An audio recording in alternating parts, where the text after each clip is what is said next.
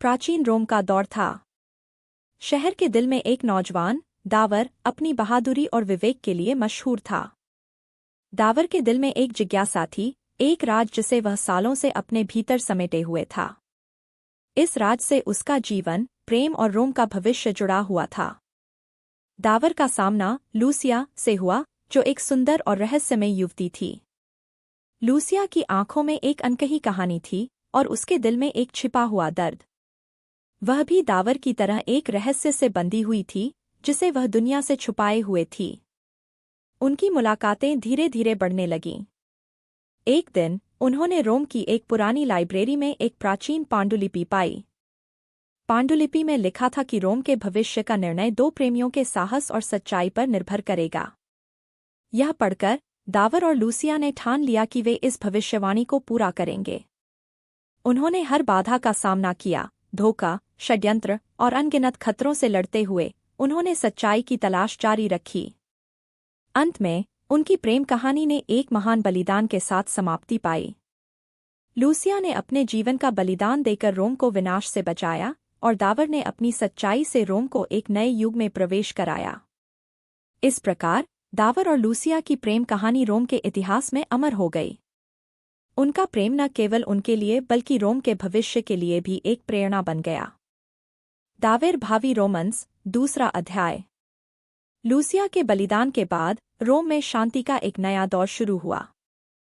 लेकिन दावर के दिल में एक खालीपन और गहरा दर्द छा गया था। वह अपने प्रेम को खो चुका था और यह सच्चाई उसे हर पल चुभती रहती थी। लेकिन उसे यह भी समझ में आया कि लूसिया के बलिदान के बिना रोम का अस्तित्व खतरे में पड़ जाता। कुछ समय बीतने के बाद रोम के नागरिकों ने दावर को एक नायक के रूप में सम्मानित किया। लेकिन दावर को इस सम्मान में खुशी नहीं मिल रही थी। उसने अपने आप को रोम के बचाव और निर्माण के काम में पूरी तरह से लगा दिया। उसका एक ही लक्ष्य था, लूसिया के बलिदान को व्यर्थ न जाने देना। एक दिन जब दावर रोम के पहाड़ों में एक किला बनाने के काम की देखरेख कर रहा था, उसे एक रहस्यमयी व्यक्ति मिला। इस व्यक्ति ने अपने आप को एट्रस्कैन जाति का अंतिम उत्तराधिकारी बताया, जो रोम की प्राचीन शत्रु थी।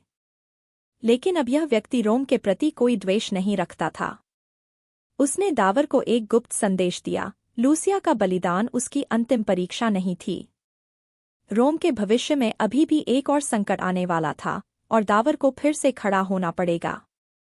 दावर इस बात को सुनकर चौंक गया। उसने इस रहस्य को सुलझाने का निर्णय लिया। उसने एट्रस्कैन के व्यक्ति से अधिक जानकारी मांगी, लेकिन वह केवल इतना कह पाया कि रोम का भविष्य एक बार फिर प्रेम और बलिदान पर निर्भर करेगा। दावर ने इस भविष्यवाणी को दिल से लगा लिया और उसने रोम की सुरक्षा को और मजबूत करने के प्रयास तेज कर दिए। इस बार उसने रोम के युवाओं को प्रशिक्षित करना शुरू किया ताकि वे आने वाले संकट का सामना कर सकें। वह दिन रात मेहनत करता, लेकिन उसका दिल अब भी लूसिया की याद में डूबा रहता। कई महीने बीत गए और धीरे धीरे रोम में सब कुछ सामान्य लगने लगा।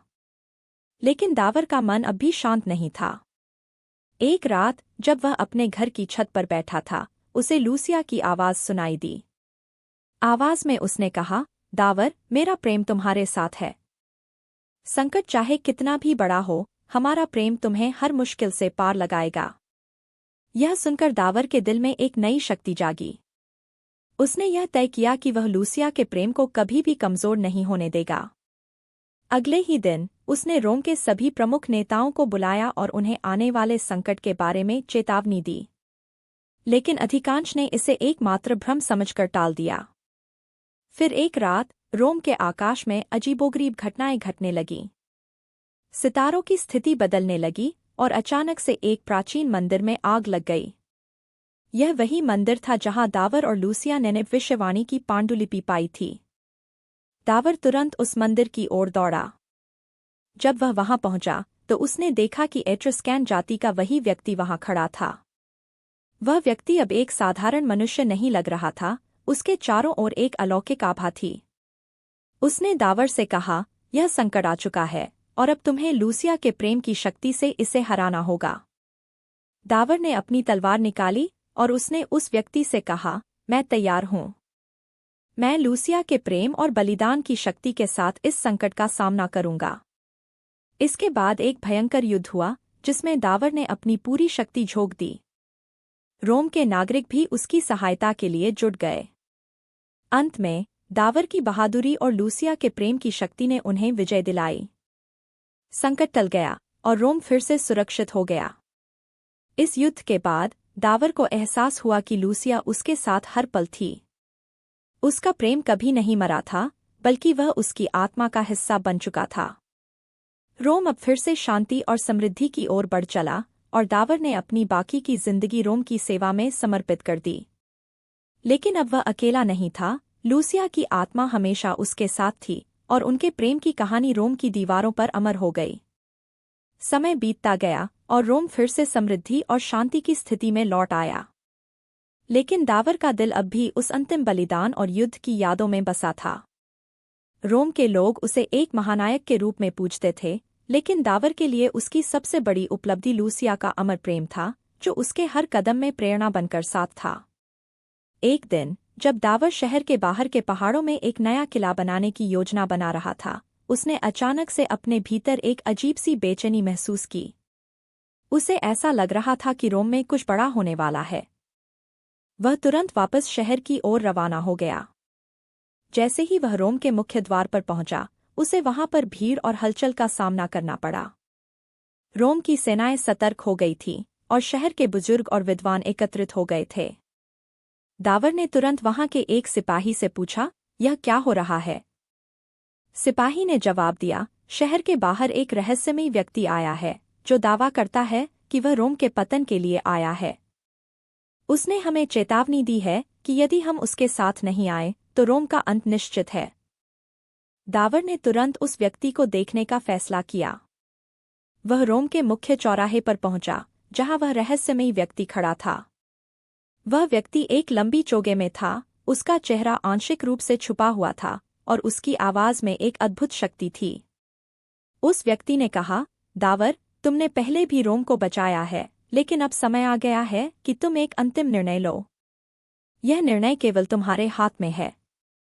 या तो तुम अपने प्यार और बलिदान की कीमत चुकाओगे, या रोम विनाश के गर्त में चला जाएगा। दावर ने उसे ध्यान से सुना और फिर गंभीरता से पूछा, तुम्हारे कहने का मतलब क्या है? मुझे कौन सा निर्णय लेना है? उस व्यक्ति ने उत्तर दिया, तुम्हें अपने प्रेम, लूसिया, को पूरी तरह से मुक्त करना होगा। उसका बलिदान अधूरा है और जब तक वह मुक्त नहीं होगी, रोम पर हमेशा संकट मंडराता रहेगा। लेकिन याद रखना, उसे मुक्त करने का अर्थ है कि तुम उसे कभी नहीं देख पाओगे। दावर के दिल में तूफान उमड़ आया।